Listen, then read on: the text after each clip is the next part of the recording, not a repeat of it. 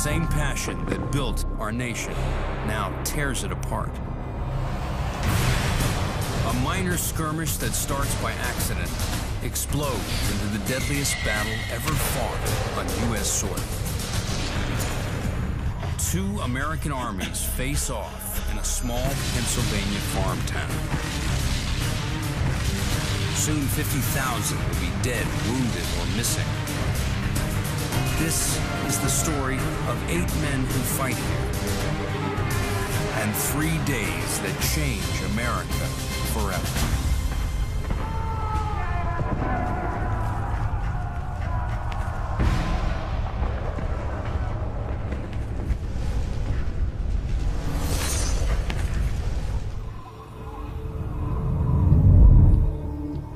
After the start of the Civil War, the Confederate Army is invading the North. 1 mile west of Gettysburg, rebel reconnaissance troops encounter Union resistance. The fight escalates out of control.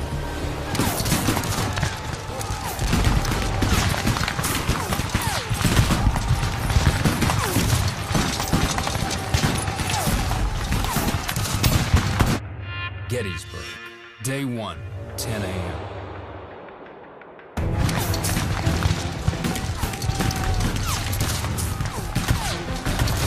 "24-year-old Lieutenant Colonel Rufus Dawes leads the 6th Wisconsin Regiment of the Iron Brigade.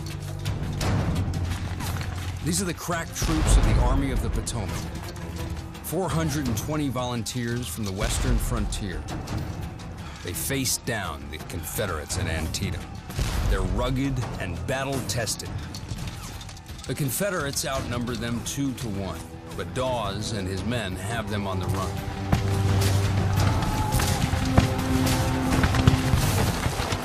The retreating rebels find cover in a 600-foot railroad cut. The rebels now have the advantage.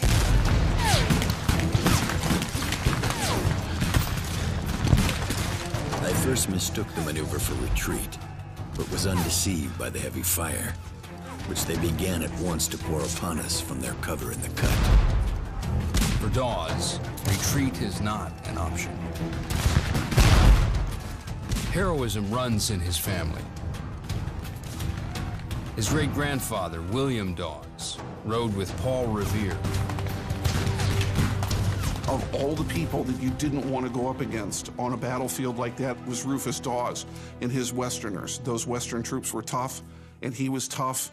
More importantly, he was tough and experienced. There's no replacement for that on the battlefield.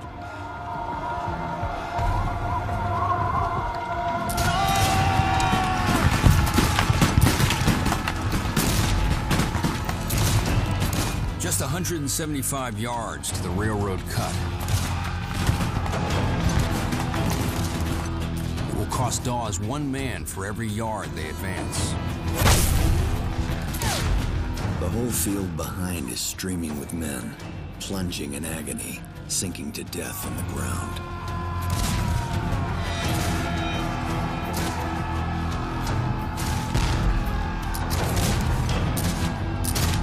In the noise and thick smoke, Dawes must rely on the regimental flags, the colors, to command his troops.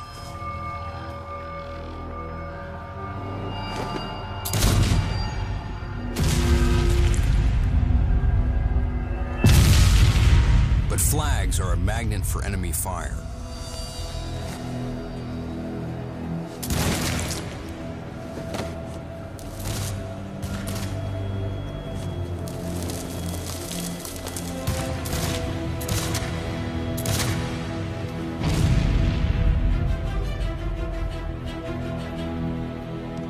Men were being shot by the 20s and 30s.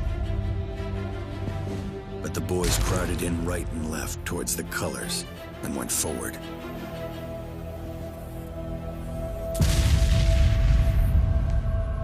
Dawes loses 10 men carrying the colors in a matter of minutes.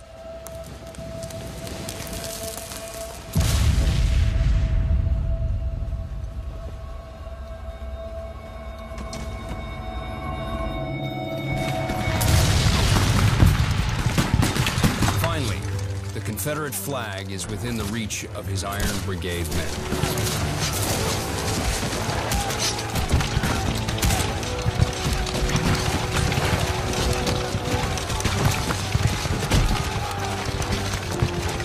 Eggleston sprang forward to seize it, and was shot and mortally wounded. Private Anderson, furious at the killing of his brave young comrade, with a terrific blow split the skull of the rebel who had shot young Eggleston.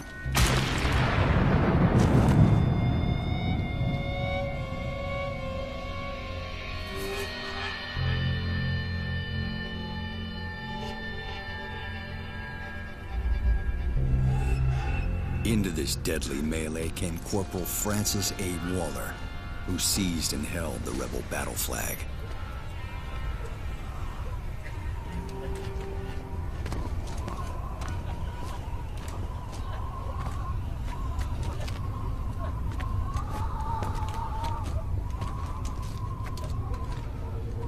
Throw down your muskets!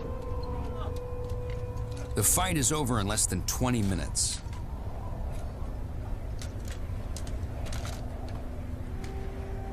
There are 600 rebel dead, wounded, or missing. Dawes loses nearly half his men. He's one of those rare soldiers that when everything else is chaotic, Dawes was able to find clarity. He's able to find purpose. He understands that his soldiers have to be inspired by his presence.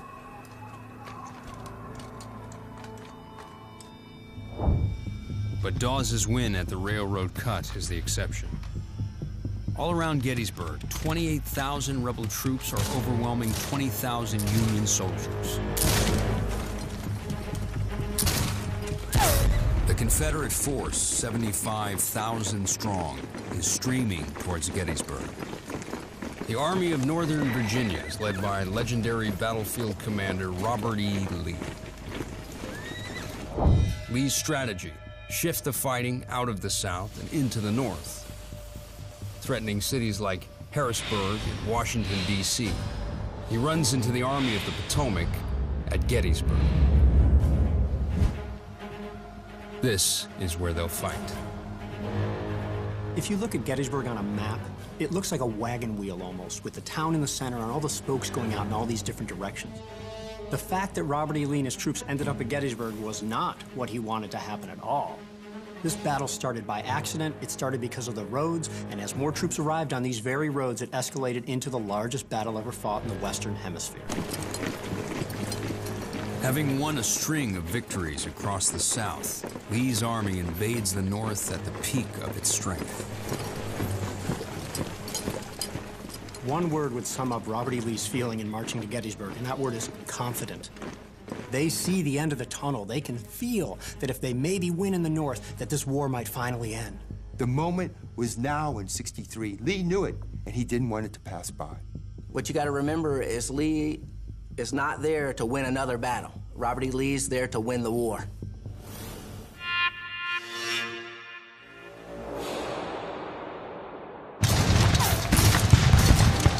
On the northern edge of Gettysburg, Union troops are taking a beating. All that stands between the town and the rebel assault is the 11th Corps.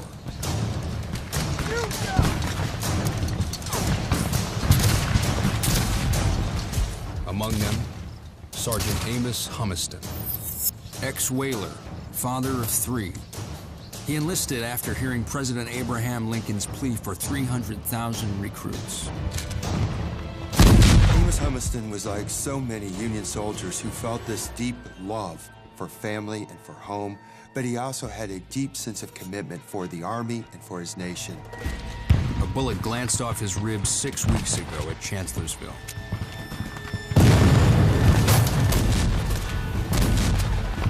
All I ask is I can die in battle like a man.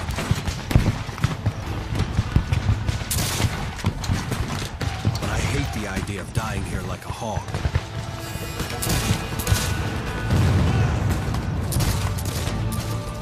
The odds are against him.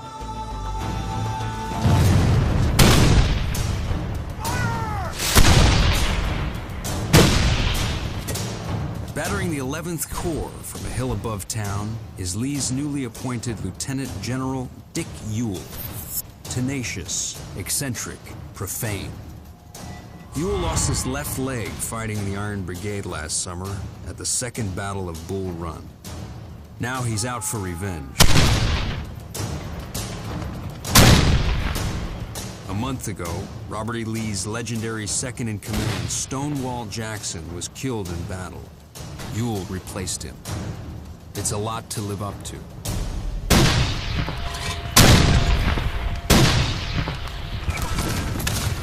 But today, Ewell has the Union on the run.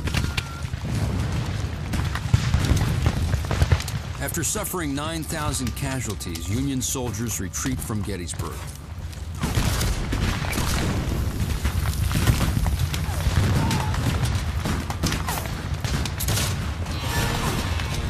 Humiston has orders to cover the retreat.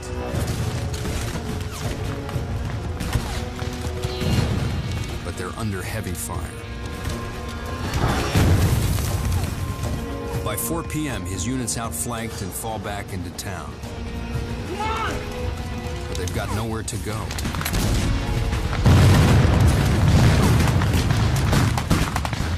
Ewell's Confederate troops are spreading out through the town.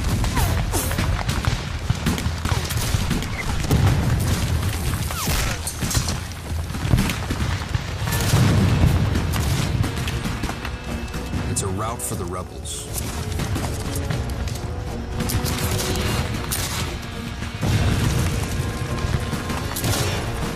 Amos Humiston is surrounded. He's in for the fight of his life.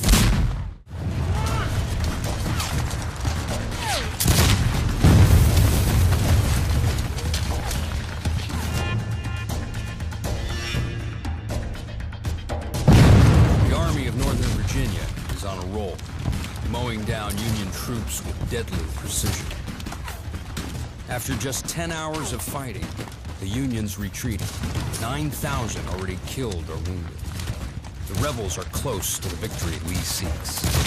Every battle that Lee fights, every victory that he wins, where he does not achieve the destruction of the Army of the Potomac, he just expended capital with no strategic effect. Lee knows the clock's ticking. He wants to stay on them so that he can destroy them. Sergeant Amos Humiston puts his life on the line covering the Union retreat. Confederate troops have overrun the town. Of the 270 men in Humiston's regiment, all but 18 are killed, captured, or wounded.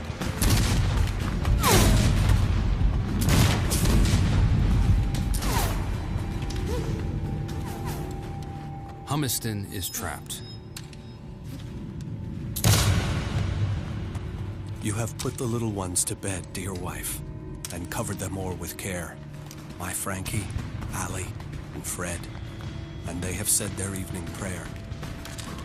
Perhaps they breathed the name of one who is far in southern land, and wished he too were there to join their little band.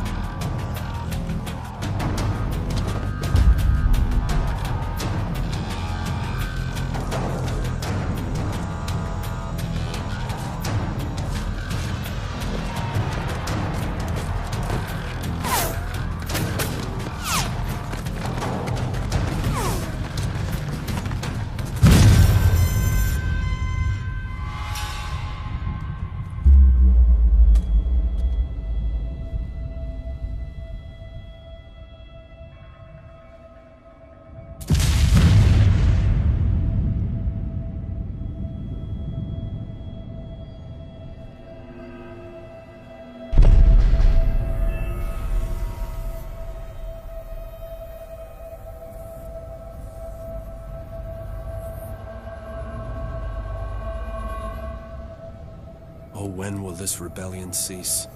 This cursed war be over? and we our dear ones meet, to part from them no more.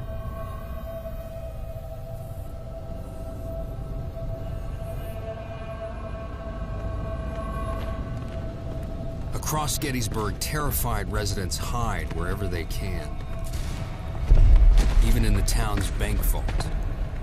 Others flee as the rebels swarm through town.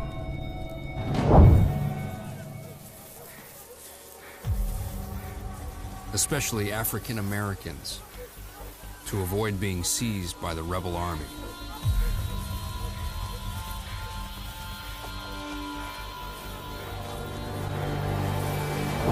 Just 7 miles north of the Mason-Dixon line, Gettysburg is on the Underground Railroad, a route of safe houses for escaped slaves fleeing to the north. Their destination, cities like New York and Philadelphia, where supporters provide food and protection. If caught, reprisals are brutal. Ears chopped off, hamstrings cut. It's no wonder slaves are the single largest financial asset in the United States. The enslaved population of the South, by itself, is worth more than all the railroads and factories and banks of the United States together. It's a business worth more than $3.5 billion. The wealth of the South is almost wholly dependent on enslaved persons. Whether you're looking at states' rights, whether you're looking at political aspects of it, everything points back to slavery. Slavery is at the center of everything that caused the Civil War. By nightfall, the Confederate flag is flying over Gettysburg.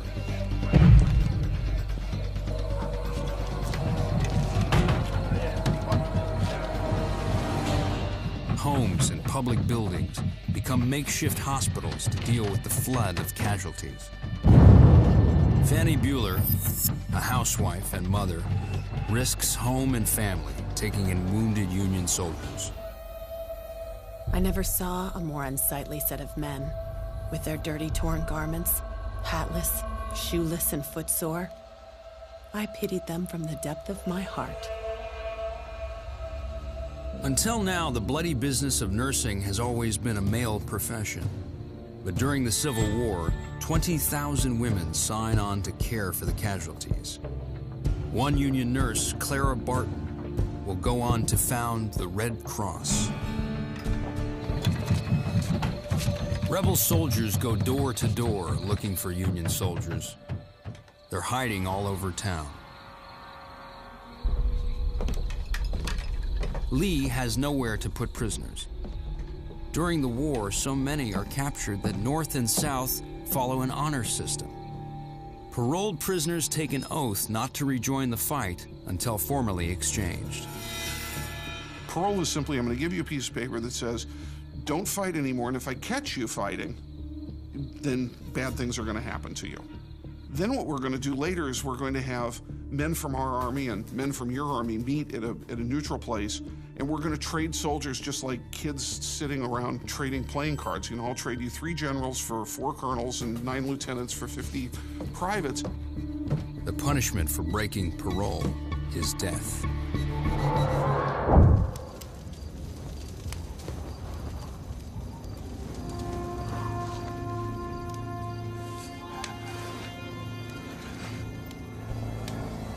Amos Humiston is wounded and alone in a yard in the middle of town.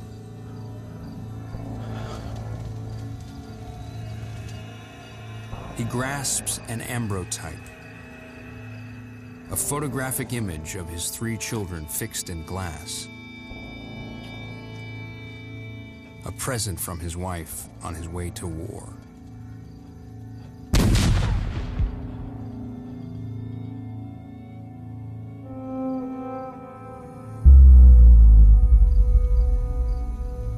The Amos Humiston story is going to resonate with any soldier. If you go to any unit in the United States military today, obviously you're going to find service members with pictures of their children, their wives, their sweethearts, because that is a tangible link to your normal life.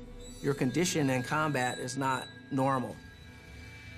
You're there in the service of your country to do what the nation asks you to do.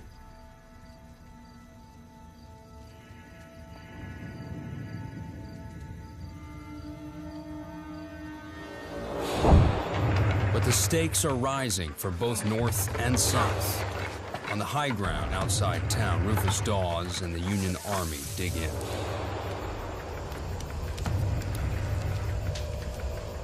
It's here that the Battle of Gettysburg will be won or lost.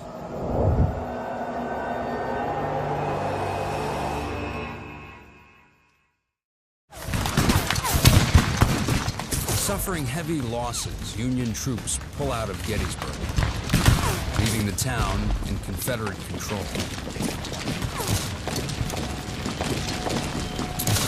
It might appear that the fighting on the first day for the Union was a huge waste. They lost really bad on the first day. But the intense struggle they put up north and west of town, the intense struggle that some of them put up through the streets of Gettysburg, allowed them to fall back to their chosen position. They retreat to a nearby series of hills that peak at 800 feet. High ground that gives the Union a critical military advantage.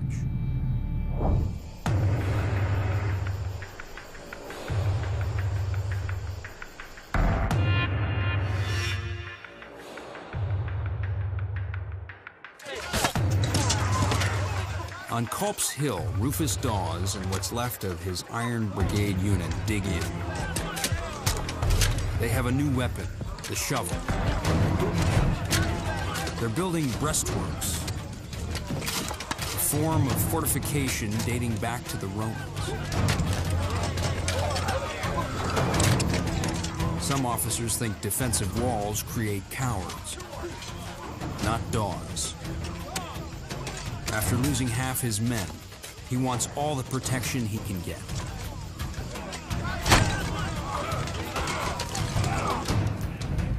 Down below, Ewell has orders from Robert E. Lee to take Cemetery and Culp's Hills, but with the qualifier, if practicable. Ewell decides to wait for reinforcements. It's a decision with critical consequences. If you're looking up and you're seeing this great amount of work going on up there, and your men are tired from the march they've just made and from the battle they've just fought, something in him triggered. I'm not going to do this, or I can't do this now, but certainly at the end of the day, he's going to disappoint his commander, and I'm sure he's going to disappoint himself. The Confederacy will pay for that for the next 3 days. This is one of the great what-ifs of the battle. Had Ewell occupied and controlled Culp's Hill and the land around it, the Union Army would have simply had to leave, and the battle would have been fought somewhere else, maybe not so much to the Yankees' advantage.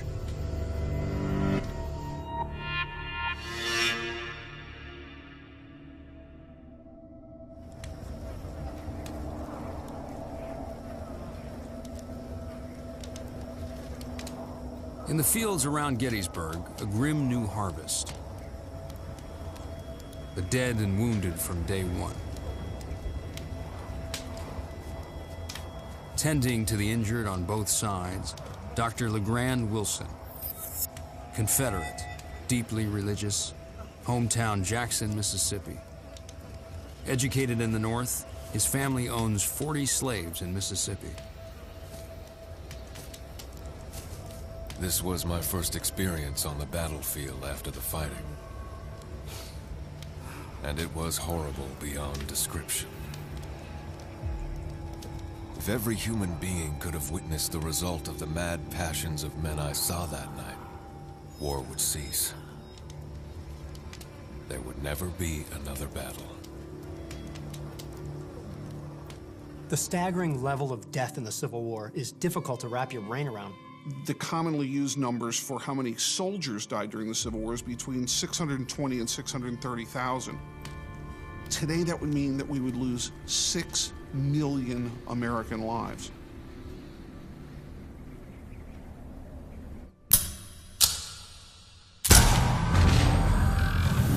One innovation making this war so deadly, the mini-ball. 90% of the soldiers Wilson treats have mini-ball wounds.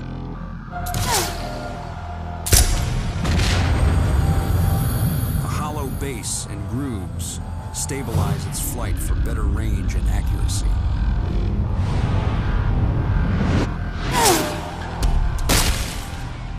On impact, it flattens out, causing much larger wounds than traditional musket balls. The warped bullet shatters bones that splinter and tear through the body. And the grooves in the bullet carry deadly bacteria leading to gangrene. The only way to stop it, amputation.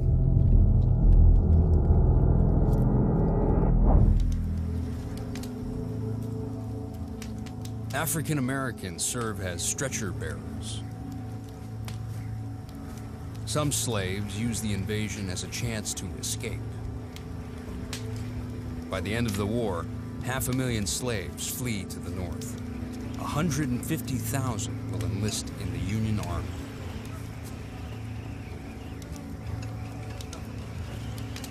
Dr. Wilson loses a family member on the first day of battle. Among the dead was my own nephew, Lieutenant George Adrian Howes, who must have been shot in the advance upon the enemy in the morning. His faithful servant, Stephen, came out on the battlefield and sought for and found his body, and carried it back to the hospital for burial. Family members often serve side by side. It's one reason why they fight so hard. In some states, a quarter or more of the military-aged men were dead as a result of the war, with hundreds of thousands more wounded. In some cases, all the young men of a town were wiped out during the Civil War.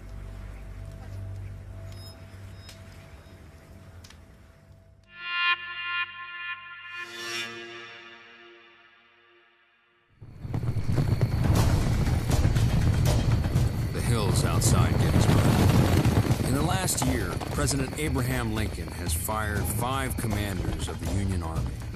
Commander number 6, George Meade. Proud, explosive, a West Pointer like Robert E. Lee. Just 3 days on the job. When the messenger brought the news of his promotion, he thought he was being arrested. But Meade arrives with an advantage. The high ground. As a topographical engineer, he knows how to use it. He positions his troops to take advantage of the terrain, placing them on Little Round Top, Cemetery Ridge, Cemetery Hill, and Culp's Hill. A defensive line in the shape of a fish hook. As Confederate troops flood into Gettysburg, Meade can move his men to answer attacks from any direction. Union forces had interior lines in this defensive position. That is, their right flank was very close to the left flank, and they could move reinforcements from one flank to another, made it a perfect defensive position.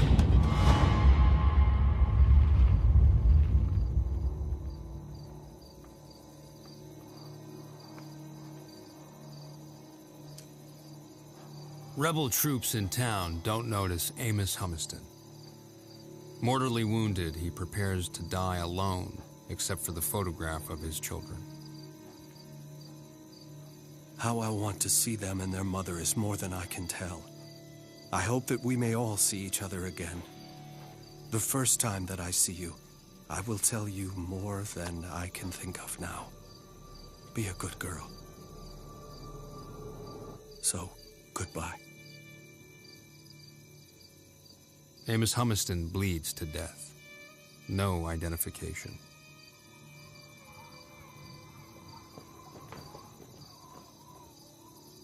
The fear of dying anonymously haunts troops on both sides. Some sew their names into their uniforms. Dog tags are still 40 years away. By the war's end, 400,000 soldiers will be missing in action. We really cannot imagine the scale of death, the scale of suffering. No one could have imagined carnage on that scale.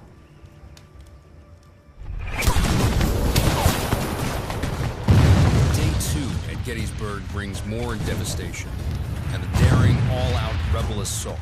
At stake, victory at Gettysburg and maybe the Civil War.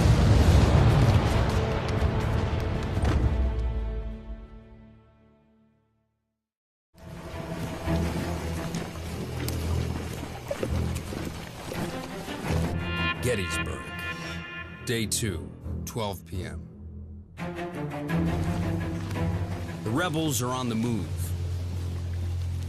They're planning a surprise attack by 14,500 troops.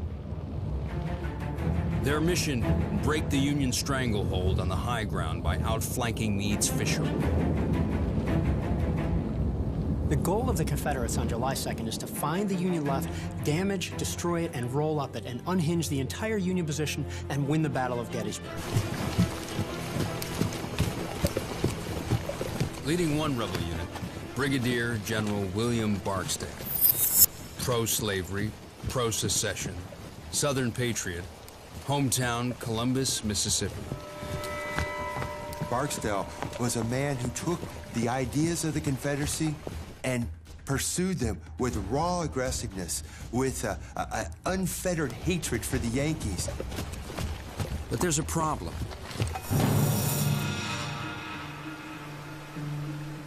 The land ahead of him was not scouted. Because Lee's cavalry is missing. They're 12 miles to the south raiding supplies. The cavalry, the eyes and ears of an army, is no longer in communication with Lee. Lee is blind on the battlefield. And that means that he doesn't know what the Union is up to. And that, of course, is going to cripple any army. Without cavalry to guide them, the rebel troops nearly march into plain sight of a Union position.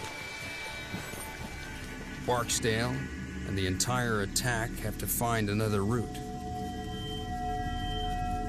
A costly delay adding 2 hours to their march. Time that lets Meade reinforce his defenses.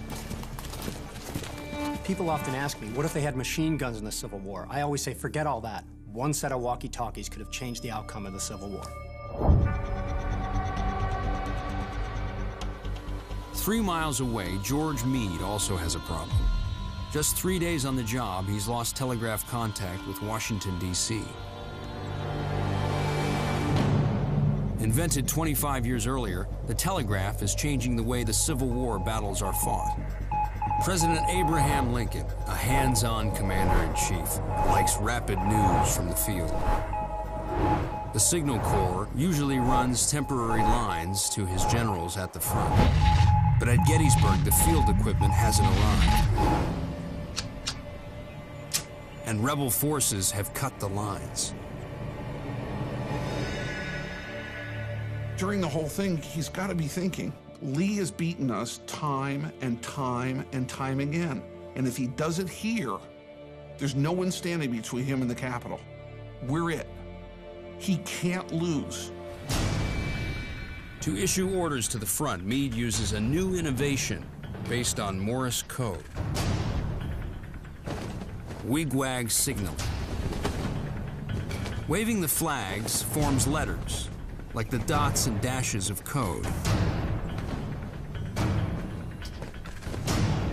It works. Meade tracks the rebels' movements and responds with his own.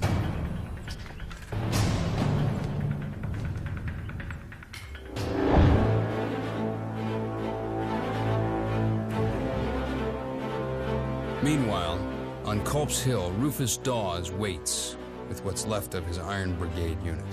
Yesterday, they routed the rebels at the railroad cut.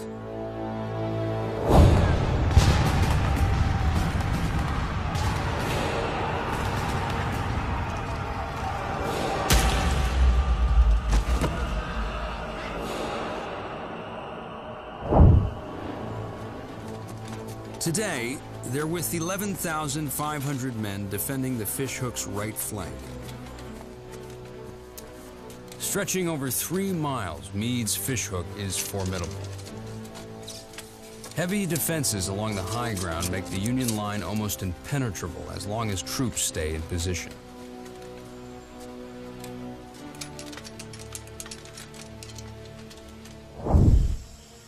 But one Union commander isn't following Meade's orders. Major General Dan Sickles. Wealthy, devious, a rogue. Recently acquitted of murdering his wife's lover using the first plea of temporary insanity in U.S. history, he'll leave Gettysburg even more notorious. Dan Sickles was all about Dan Sickles. If it didn't benefit or aid Dan Sickles, he wasn't very interested in it. He didn't go to West Point. He didn't have any military experience, but he was able to use his money, influence, and power to raise his own regiment.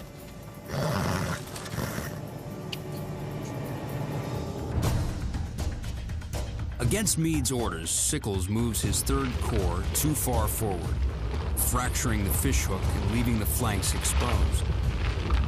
A blunder that could cost the Union the battle, and maybe the war.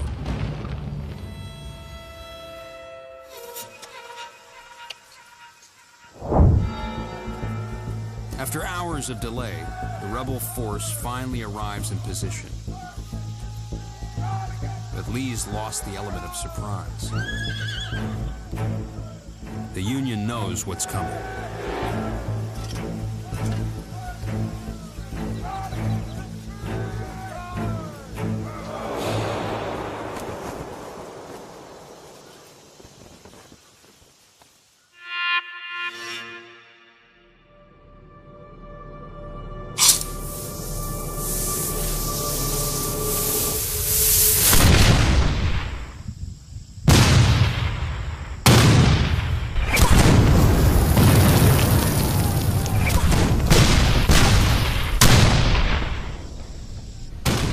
Hill, Dawes hears the assault begin. At this hour, the storm of battle suddenly broke out. Artillery and musketry thundered and crashed together. Wave after wave of rebel troops launch one of the epic assaults of the Civil War. Barksdale is about to get the fight he's always wanted, but is ordered to hold his ground. William Barksdale is ready to go. He's chomping at the bit, but he has to wait a little longer.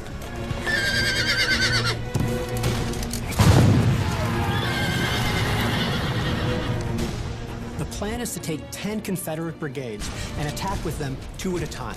One brigade striking the enemy, then 15 or 30 minutes later, the next one strikes the enemy, and then the next and the next. Fights that are now burned into the pages of American history. Devil's Den, Little Round Top, the Wheat Field, the Peach Orchard, and Cemetery Ridge. Barksdale can see that Sickles' mistake has left the Union vulnerable, creating the South's best chance for victory. But he is still under orders to hold his men back.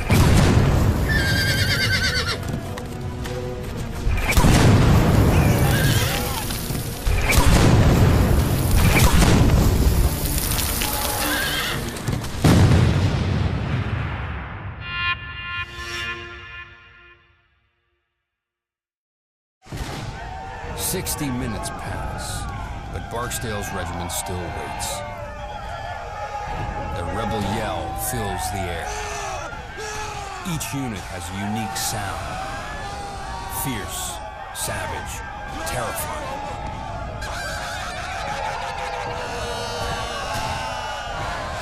With Barksdale, Private Joseph Lord, 21 years old, laborer, hometown, Big Oak, Mississippi. Carrying the colors makes him a prized target for Union sharpshooters.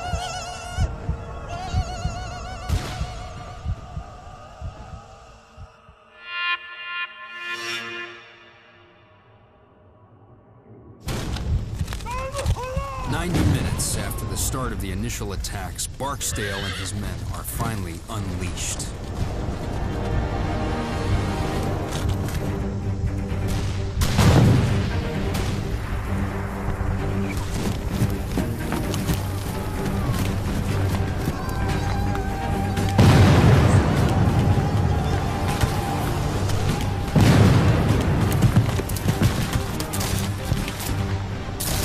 They storm into enemy fire, racing towards Sickles' position.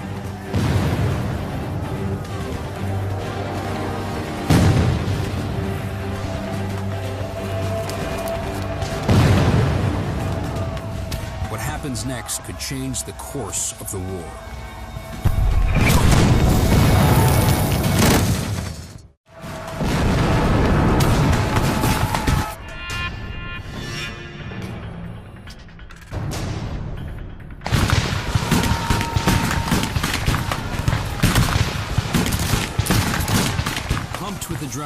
sure of their cause, William Barksdale and his Mississippi Brigade are finally attacking.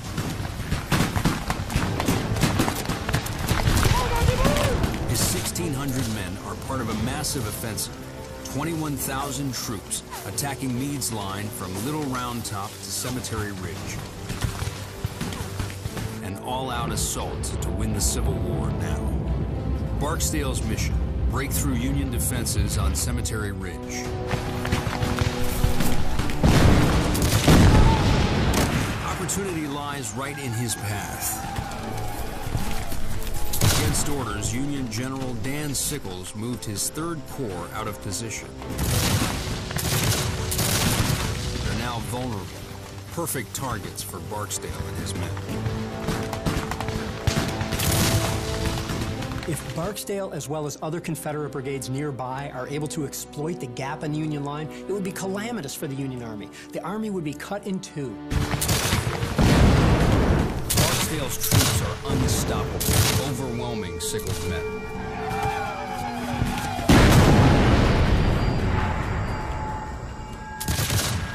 Their defenses start to collapse. Meade's entire line could be next. William Barksdale and his troops hit the Yankees like a hammer. He rolls over those Union troops, captures several hundred, if not more than that, of the Union troops, and continues on in several directions towards Cemetery Ridge. Watching from Culp's Hill, Rufus Dawes knows the Army of the Potomac's in trouble. We could plainly see that our troops were giving ground. Thousands were streaming to the rear. Our suspense and anxiety were intense. The rebel line was advancing. The rebel yell was predominant. Lee's offensive is working. If it succeeds, he could win the knockout victory he seeks. Meade has no choice. He pulls 8,000 reinforcements from Culp's Hill to repel the rebels.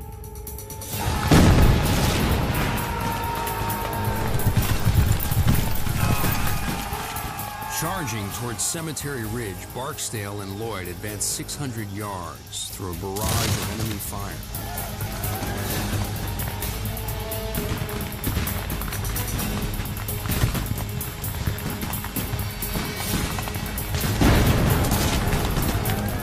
Union Commander Dan Sickles isn't so lucky.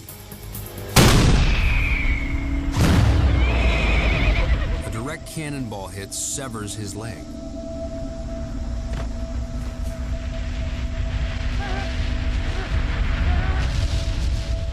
One Yankee officer jokes it's bad news for Sickles, but good news for the Union.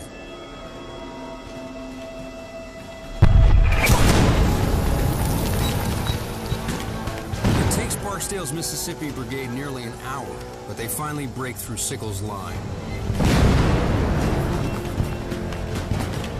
Union troops are on the run. Barksdale's men approach Cemetery Ridge, sensing victory. But they're charging straight into more than 20 Union cannons just 400 yards away, each capable of firing 2 rounds a minute.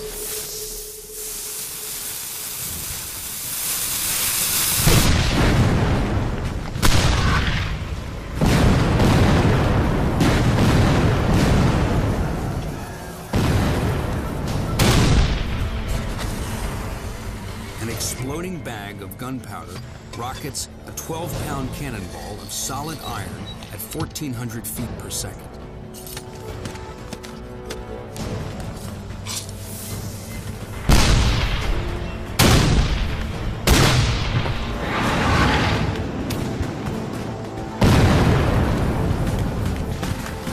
At this range, Barksdale and Lloyd will be torn to pieces. Barksdale, he's been grievously wounded during the attack.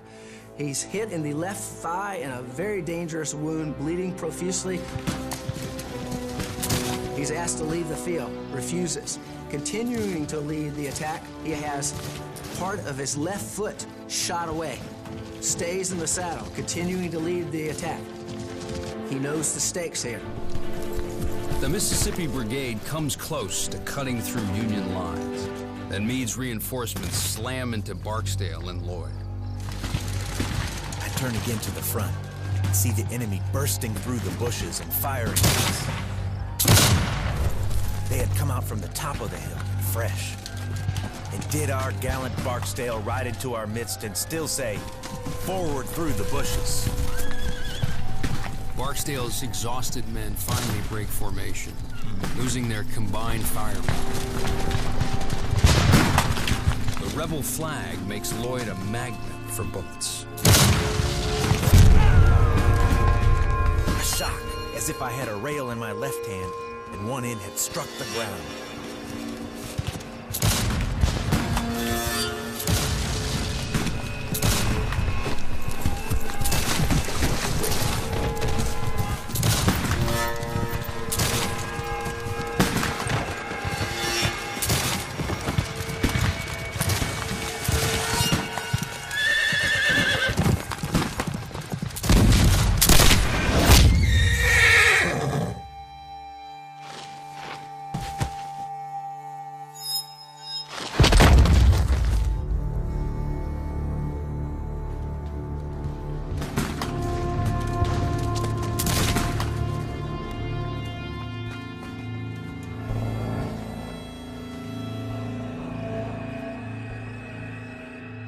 The Union line marches over.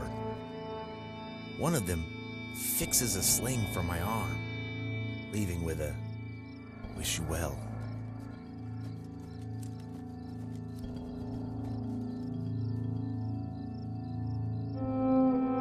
50% of Barksdale's brigade are dead, wounded, or captured.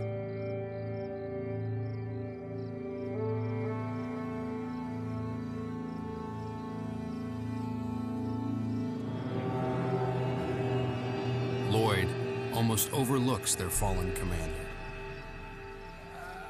I hear a weak hail to my right, and turning to it, find General Barksdale. What a disappointment when I hold my canteen to his mouth for a drink of water. Found a ball had gone through and let it all out.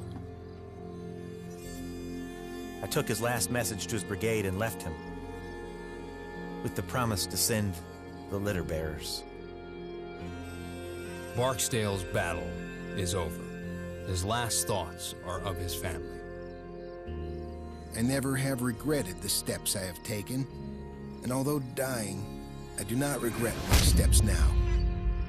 God, ever watch over and care for my dear wife and my boys. Tell them all that I died like a brave man.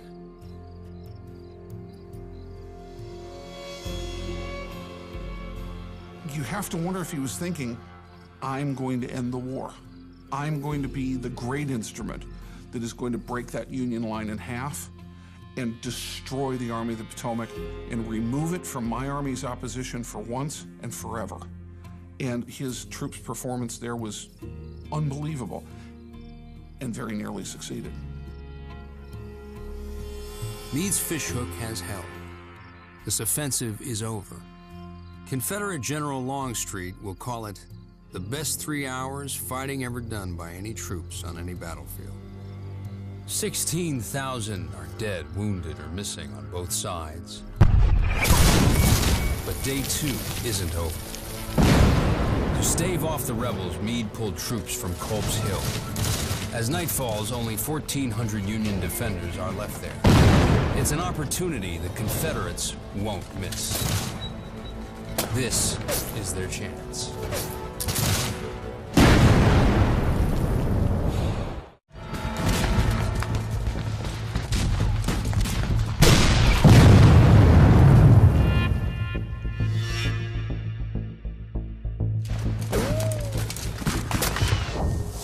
On Culp's Hill, Robert E. Lee spies a new chance for victory. Meade pulled 8,000 troops from the hill to counter the rebel assault. Just 1,400 Union soldiers remain. Now 4,500 rebels are moving in for the kill.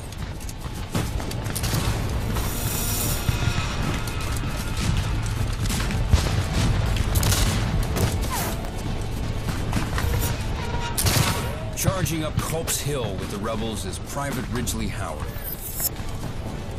33 years old, slaveholder, from a prominent Maryland family, hometown Baltimore. His grandfather fought with Washington in the Revolution. Now he's fighting to divide the nation they created. To Howard's disgust, Maryland sided with the North.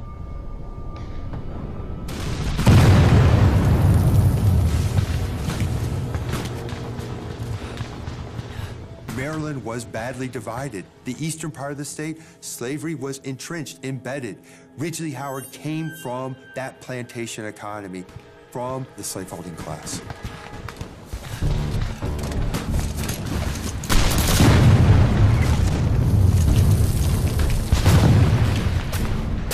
Howard and the Maryland rebels attacked Union defenses dug into the hill. The first breastworks are 400 yards up.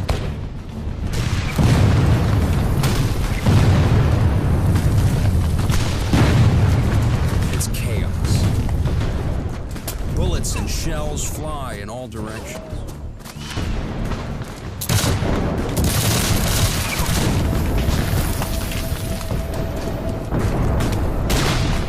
You're looking at entrenched Federals. Earthworks made of logs and rocks and dirt.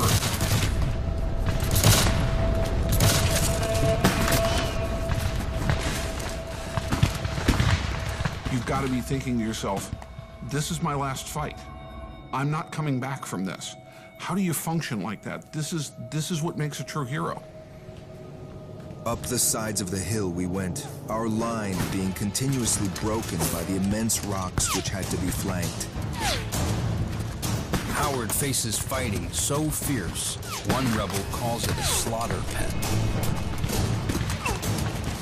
It was not a pleasant position to be in. There were continual cries that we were firing into our own men.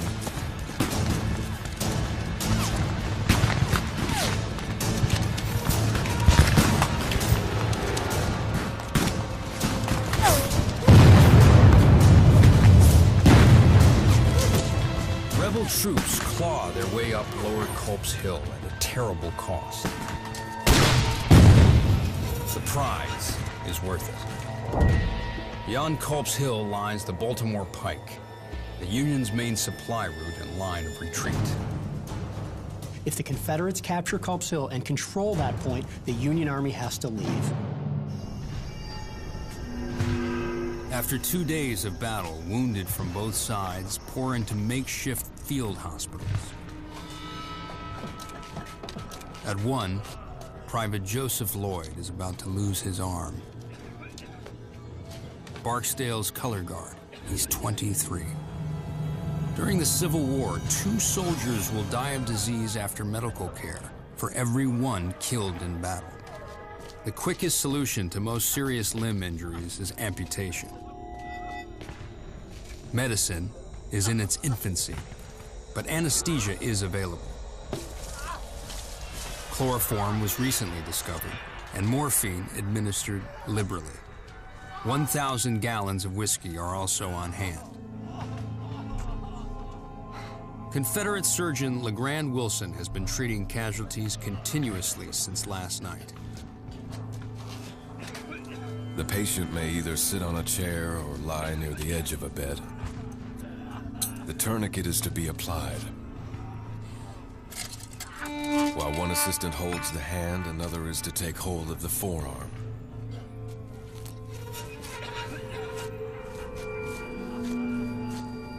The average amputation takes 12 minutes. No antibiotics, no knowledge of infection. They don't even stop to wash their hands or instruments. Surgeons work round the clock. It's the source of the term old sawbones. Lloyd will be one of the lucky ones. The odds of surviving an arm amputation, 77%.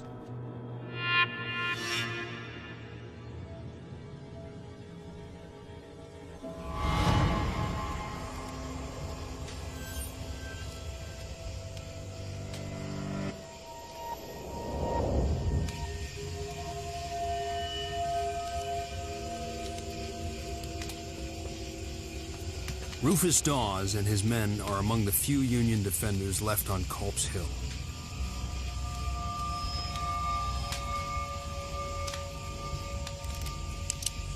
They move down to counterattack.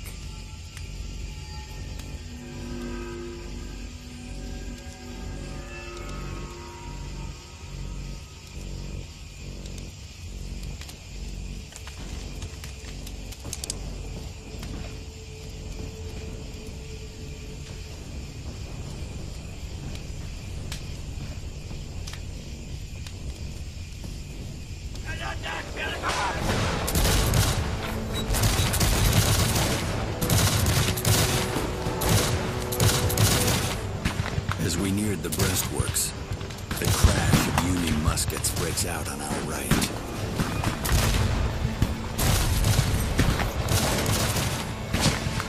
The darkness and the suddenness of our arrival caused the enemy to fire loudly.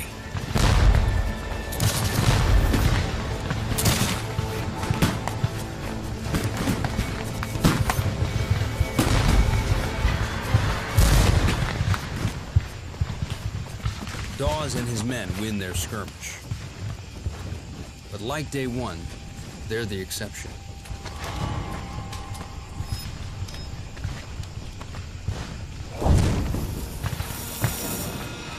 Nearby, Ridgely Howard's unit captures a key section of breastworks. They keep advancing against heavy enemy fire. The Federals opened on us from front, left, flank, and rear, and the firing was terrible, increasing with each step we took.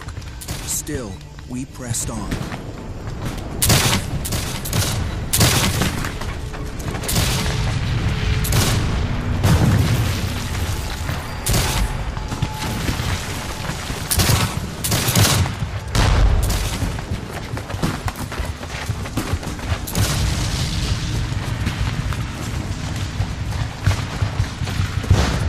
Just 500 yards from the Baltimore Pike, and a position that would threaten the entire Union line.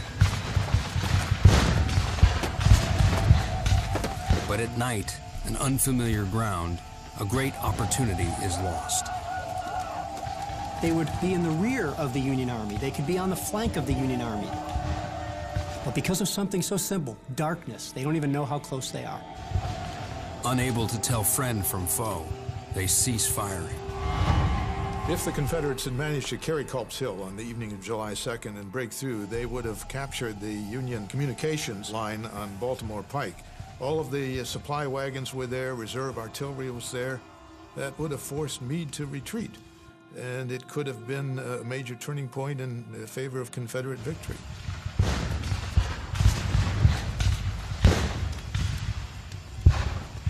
As the fight on Culp's Hill dies down, the Union wins a different kind of battle. Their newly formed intelligence agency, the Bureau of Military Information, is trying to discover Lee's battle plans. BMI agents are interrogating Confederate prisoners and realize they have captives from every rebel infantry division but one, George Pickett's. He has Lee's only fresh troops. Meade expects the rebels to attack tomorrow with everything they've got. It's a good bet George Pickett will lead the attack.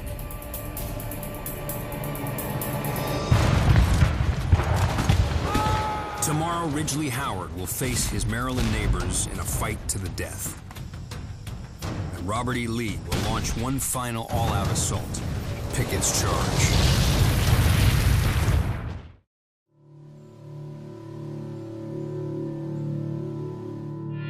Gettysburg, Day 3, 5 a.m.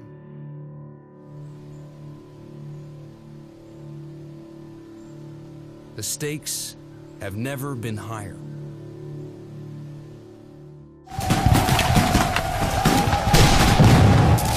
Yesterday, Robert E. Lee was on the verge of all-out victory.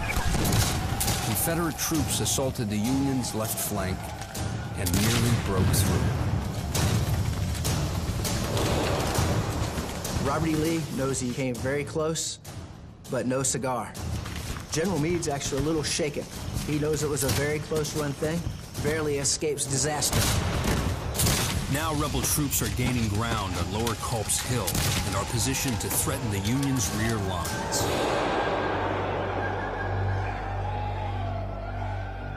Meade sends in reinforcements. One Union brigade is led by Colonel James Wallace, educated, wealthy, also from Maryland. The only Union colonel who owns slaves. Medic, get over here, quick! During the Revolution, his grandfather and Ridgely Howard's fought in the same regiment.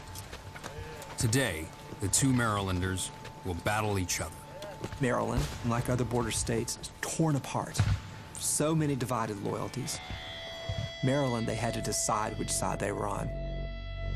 Maryland is one of 5 border states, loyal to the Union, but slavery is legal. Passions for and against slavery run hot here. Federal troops occupied Baltimore throughout the war to prevent a Confederate uprising.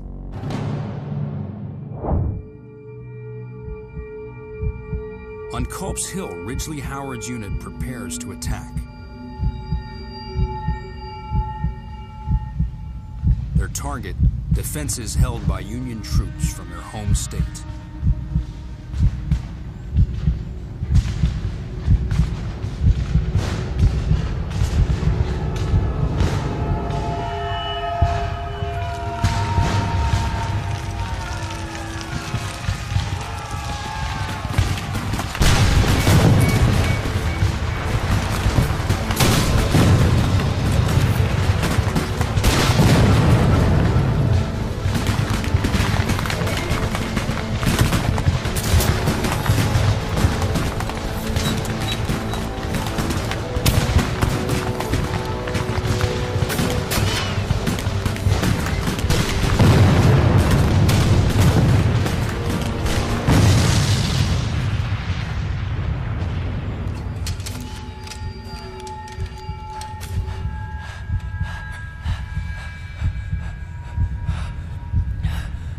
The men seemed to feel the solemnity of the occasion and to understand the desperate nature of the charge to be made.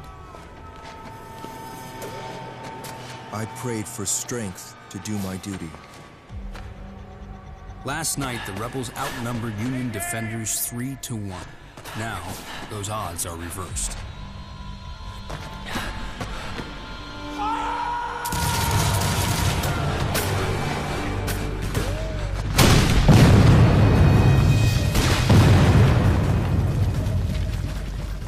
It appeared to me as if the whole of my company was being swept away by the awful shower of shot and shell flying around us. A demon seemed to take possession of me. I had but one thought: to avenge my comrades.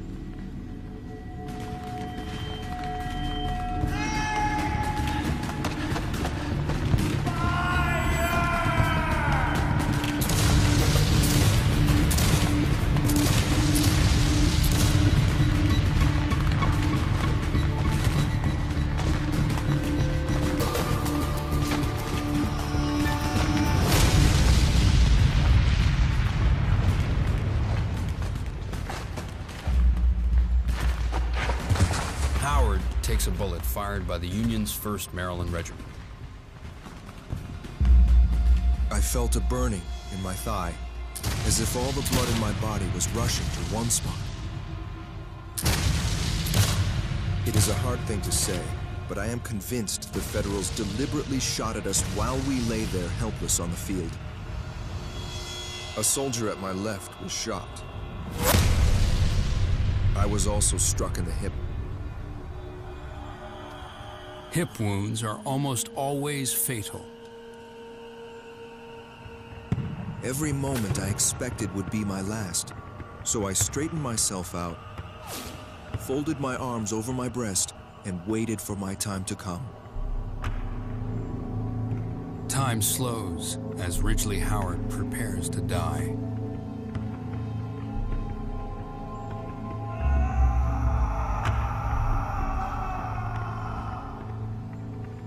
James Wallace won't let a fellow Marylander suffer, no matter which side he's on. The 1st Maryland Confederate met us and were cut to pieces. We sorrowfully gathered up many of our old friends and acquaintances and had them carefully and tenderly cared for.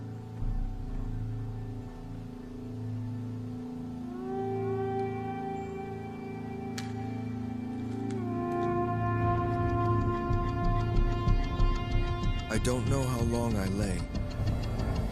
Seconds would seem to be minutes, and minutes hours.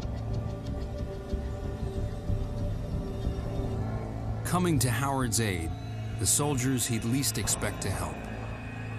The same Union troops who shot him. They asked what regiment I belonged to. I replied, the Maryland Battalion, to which they made answer, "Do you know you are fighting your own men?" I answered, yes, and we intend to fight them.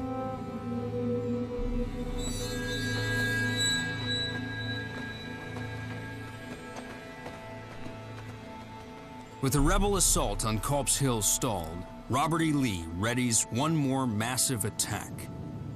It will be one of the iconic battles of the Civil War. 12,000 Confederate troops, hundreds of cannons. The largest artillery barrage ever in North America is about to begin.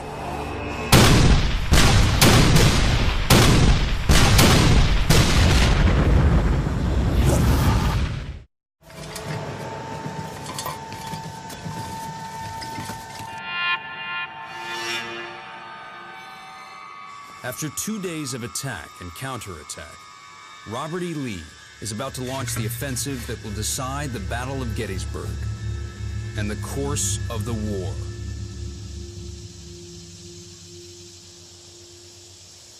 He's sending in 12,000 soldiers anchored by George Pickett's division, his only fresh troops. Their mission, attack the Union center and cut the Army of the Potomac in two. Lee's pushing all of the chips to the middle of the table because he knows it's his last chance he's going to have. This was a calculated decision. It was well thought out. It had a reasonable chance of success. Leading one of the rebel brigades, General Joe Davis, aristocrat, slave owner. His uncle, Confederate President Jefferson Davis. His hometown of Vicksburg, Mississippi, is under Union siege.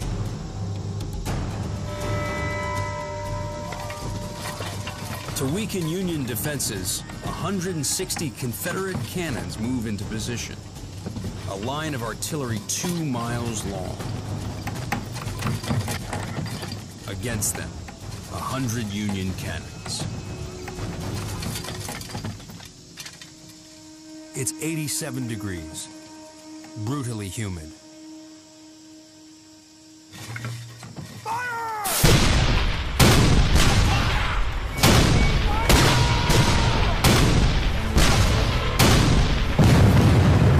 It's the largest artillery barrage ever in the Western Hemisphere.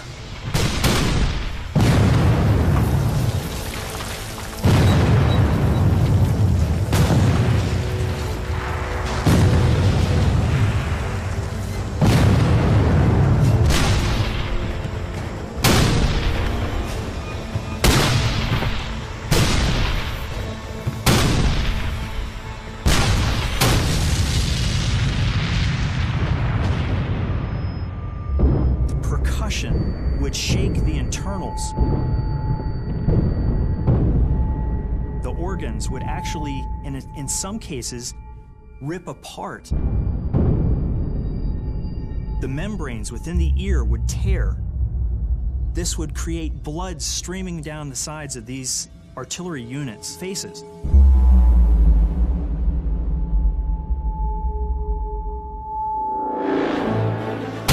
Artillery barrage can be heard in Harrisburg, Pennsylvania, 40 miles away. Cease fire! Cease fire! To lure Lee into thinking he's crippled the Union's artillery, Union commanders silence their guns. By 3 p.m., Confederate artillery also stops firing. An eerie quiet reigned over the battlefield.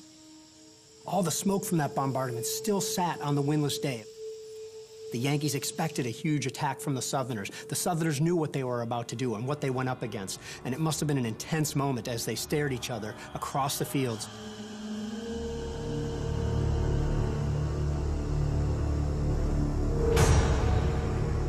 The Confederate command believes it's safe to send in their troops.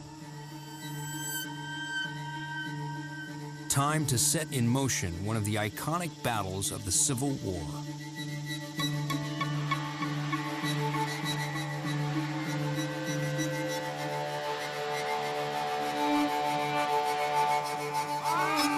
Joe Davis and his men move out. Part of a rebel assault that stretches a mile.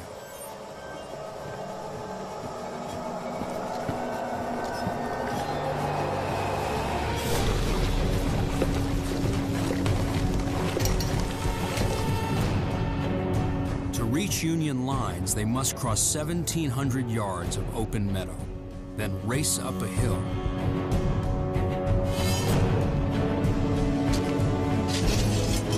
Unknown to the Confederate leaders, the Union artillery still has plenty of firepower. They're just waiting for the rebels to come into range. Joe Davis and his men are marching into a barrage of artillery hell.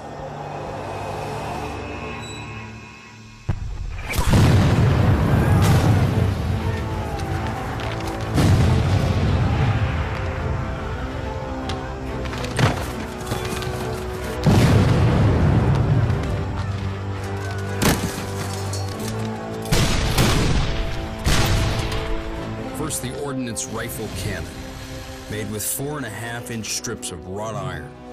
Invented just 2 years earlier, they're tough and reliable, designed with a 3-inch grooved bore for greater range and deadly accuracy. The ordnance delivers shells that explode on impact. And time shells and shrapnel that burst in the air over the enemy's heads.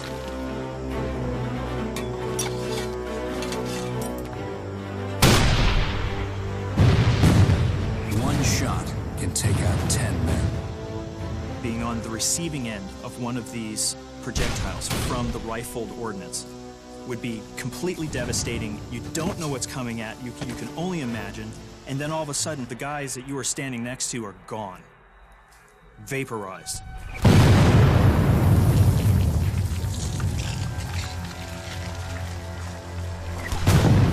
Stopping to return fire in an open field is suicide.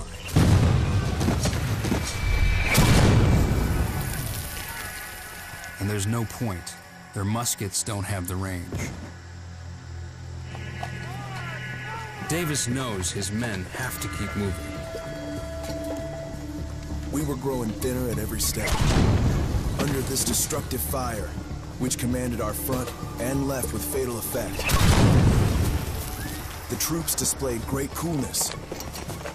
Were well in hand and moved steadily forward, regularly closing up the gaps made in their ranks. About halfway to Cemetery Ridge, the rebels come into range of the older-style, smooth-barreled Napoleon cannon. The most popular artillery in the Civil War. It fires 4 kinds of ammunition, including solid 12-pound cannonballs. Bounced in front of advancing troops, they can mow down a whole row of men like bowling balls.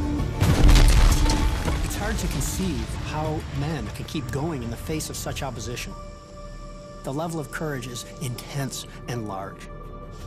Until Davis and his men can return fire, they're just target practice for Union artillery. The attack that will come to be known as Pickett's Charge is being blown to hell.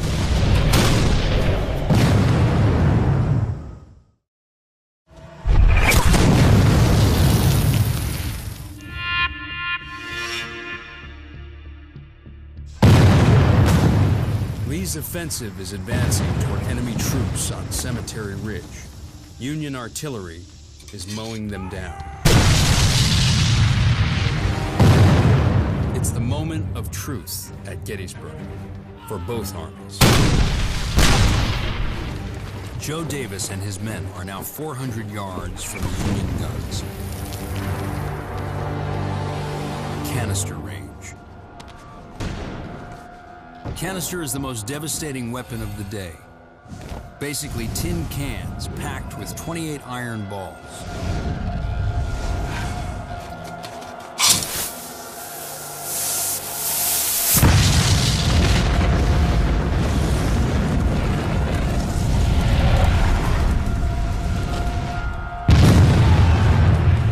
The casing explodes, spraying the iron balls into advancing troops at hundreds of yards per second. Canister shot just made that cannon a gigantic shotgun, and it would mow down up to 20 guys at a time, if not more. Guys would be completely tore apart. Limbs, heads, arms, legs, and it was so demoralizing for the other soldiers to witness such an event.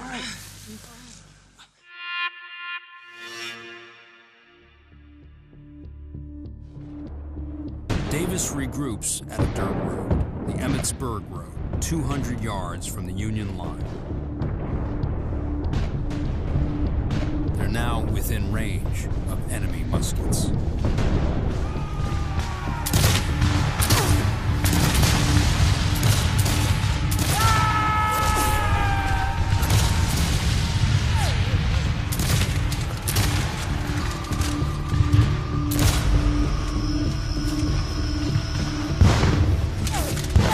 One fence they're using for cover takes 836 rifle shots.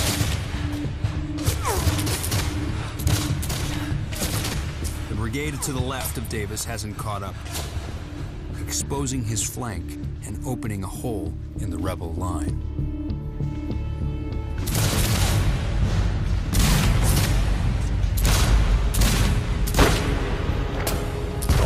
A few men under Davis make it to the Union line and plant their flag on a stone wall. A brave but futile gesture.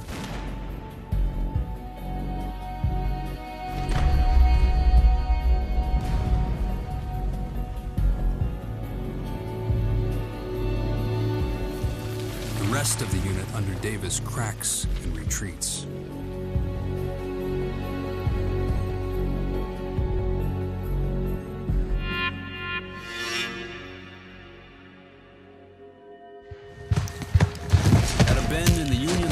Rebel troops under George Pickett managed to break through and surge over the wall. Union gunners fire point blank.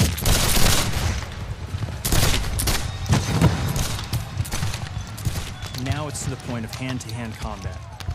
This is as brutal as it gets.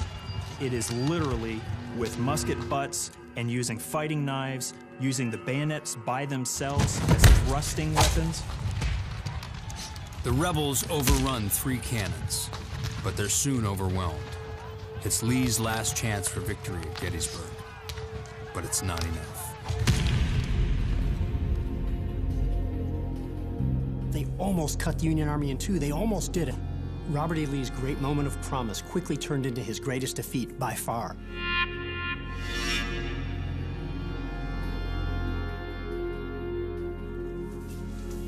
The entire rebel line retreats.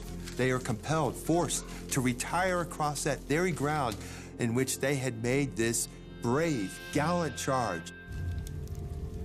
More than half of the force that began Pickett's charge is dead, wounded, captured, or missing.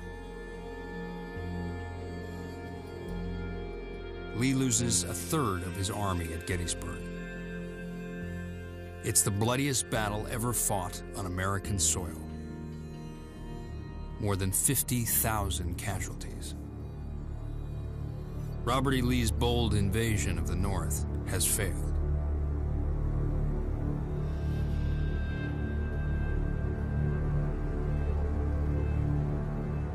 Independence Day.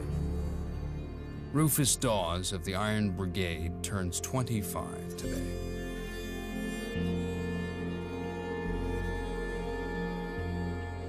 What a solemn birthday.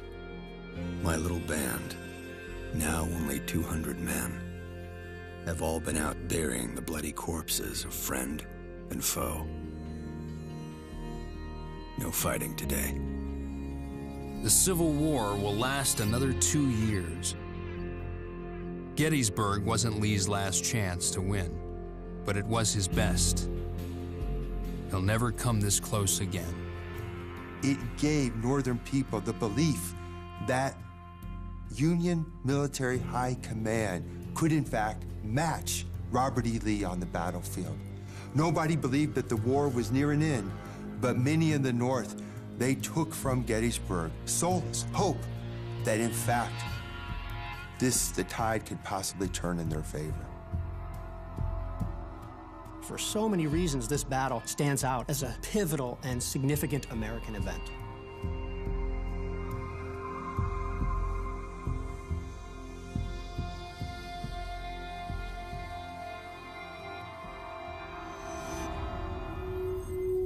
Rufus Dawes leaves the Army in 1864 with symptoms resembling post-traumatic stress disorder.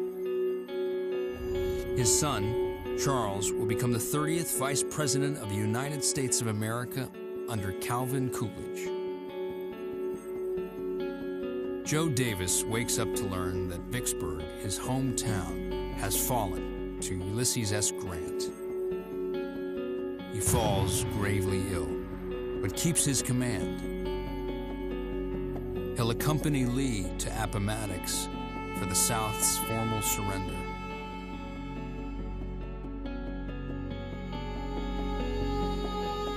Union troops destroy LeGrand Wilson's farm. From the sale of his last bale of cotton, he starts his own medical practice.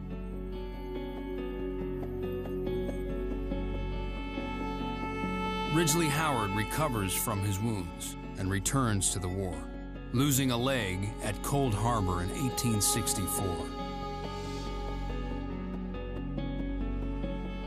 Legend has it, his ghost still haunts his Baltimore home. It falls to Fannie Bueller and the people of Gettysburg to help the Army care for the casualties and pick up the pieces.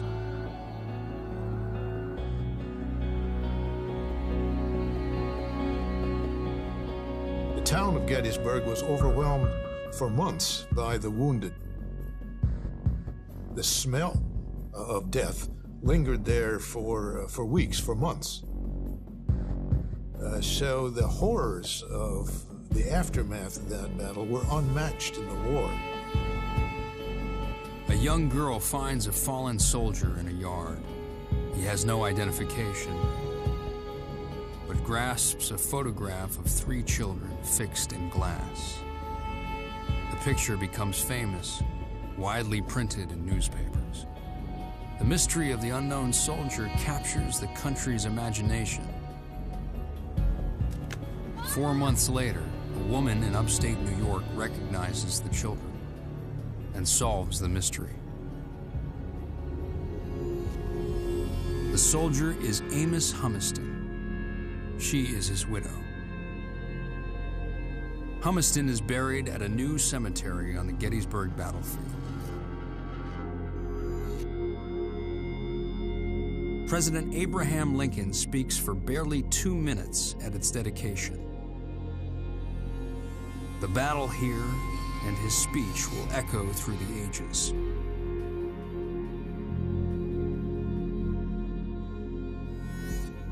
We here highly resolve that these dead shall not have died in vain, that this nation, under God, shall have a new birth of freedom, and that the government of the people, by the people, for the people, shall not perish from the earth. Gettysburg was a turning point in the war to decide America's future, preserving a nation conceived in liberty and dedicated to the proposition that all men are created equal.